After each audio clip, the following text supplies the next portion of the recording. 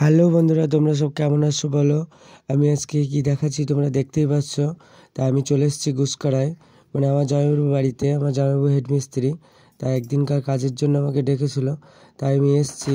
তো তোমাদেরকে আমি দেখাচ্ছি একটা ছোট্ট একটা ঘরে, মানে একটা ছোট্ট একটা সরু জায়গার মধ্যে বাথরুম প্লাস রুম হবে, আবার দুতলা হবে, ঠিক আছে। তা এই যে দেখতে পাচ্ছ, এটা সামনেরটা হচ্ছে বাথরুম হবে, আর ওই সাইডে রুম আছে।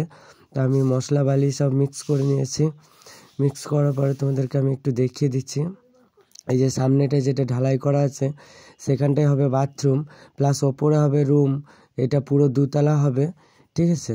তা ওই যে ভেতরে যে লাল ইটের গাঁথনি করা আছে ওটা একটা রুম হবে। তা শহর এলাকা, তাই সরু সরু জায়গার মধ্যে মানে ওদেরকে রুম করতে হয়। তা এটাই খুব সুন্দর হয়ে যাবে যখন পুরো গাছটা কমপ্লিট হয়ে যাবে। তা এখন পর্যন্ত এই বাড়িটা করতে মিনিমাম 30 থেকে 40 হাজার টাকা খরচা হয়ে গেছে, ঠিক আছে। তা লাল ইটের গাঁথনি হচ্ছে প্লাস সাদা ইটের গাঁথনি হচ্ছে। তা বন্ধু, লাল ইটের গাঁথনি তো অবশ্যই ভালো হয়, তা সাদা ইটেরও গাঁথনি ভালো হয় অবশ্যই, কিন্তু সাদা ইটের খরচাটা কম হয়। কিন্তু এরা একটু গরিব মানুষ, তাই সাদা ইটের করছে। তা তোমরা দেখতে পাচ্ছ, আমরা এখন গাঁথনি করার জন্য কলমটা চিপিং করে নিলাম। এই যে দেখতে পাচ্ছ গাঁথনি প্রায় অনেকটা হয়ে গেল, তোমাদেরকে দেখালাম। কিছুক্ষণ ভিডিওটা অফ করে রেখেছিলাম, কারণ কাজ তো করতে হবে, সবসময় তো ভিডিও করা যাবে না। তা এই যে দেখতে পাচ্ছ 3 পার্ট হয়ে গেছে। তা এরকম পুরো লিলটেন অবধি আজকে প্রায় হয়ে যাওয়ার মতন, দেখা যাক কত দূর কি হয়। তা এই বাড়িটা করতে, বাড়িটা কিন্তু দুতলা হবে, সরু পাড়া, এমন কিছু মানে লম্বা না। খুব জোর হলে লম্বা 20 ফুট হবে বা 18 ফুট এরকম হবে, মাপিনি আমি। তা এটা চওড়াটা আছে ওই 8 ফুট মতনটা চওড়া আছে, 8 ফুট। তা এটা পুরো দুতলা হবে। আর এই যে এই সাইডে, এই যে সামনের যেটা এই সিমেন্টের ইট দিয়ে জায়গাটা গাঁথনি করছে, তো ওখানটা বাথরুম হবে।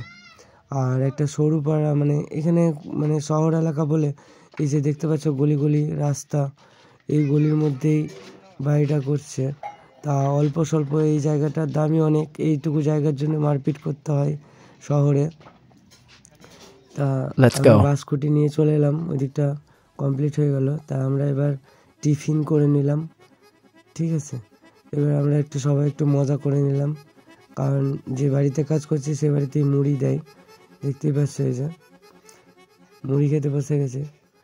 তা আমরা একটু মুড়ি খেয়ে নিলাম, খেয়ে নেওয়ার পরে 10 মিনিট রেস্ট করি, তারপরে ফির আবার কাজে লাগি। তা ফির আবার টিফিন খাওয়া হওয়ার পরে লেগে গেছি আমরা।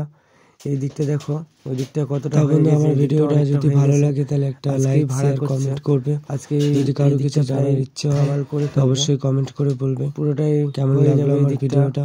আর এই দিকটা বাকি, বাড়িটা কমপ্লিট হয়ে গেলে পুরোটা দেখাবো আমরা।